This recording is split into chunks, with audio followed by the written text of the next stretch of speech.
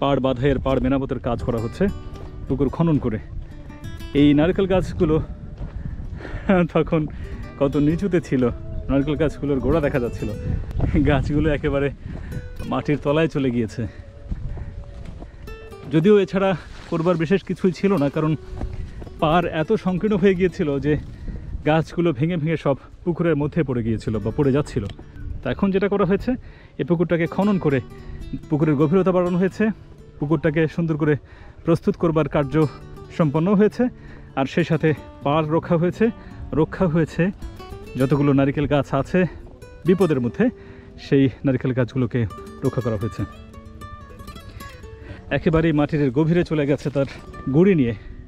দেখুন পুকুরটা কত বড় গভীর হয়েছে এখন, আর কত দীর্ঘ এই পুকুর। বন্ধুগণ, এইরকম একটা পরিবেশে যখন আপনি আসবেন, অভিভূত হবেন, বিস্মিত হবেন, আপনার কাছে ঘোর লাগবার অনুভূতি জাগবে, যেটা আমার হয়। আমার কাছে মনে হয় যেন আমি ঘোরের মধ্যে আছি, এত সৌন্দর্য আল্লাহ তাআলার সৃষ্টির মধ্যে। হ্যাঁ, ঠিক আছে, মানুষ করেছে সৌন্দর্যটাকে আরও অলঙ্কৃত করেছে মানুষজন, বা করা হচ্ছে, কিন্তু সর্বোপরি আল্লাহ তাআলার কি নিয়ামত দেখুন।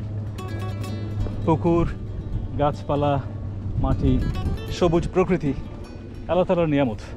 সুবহানাল্লাহ, এই সৌন্দর্য দেখলে আপনি মুগ্ধ না হয়ে পারবেন না।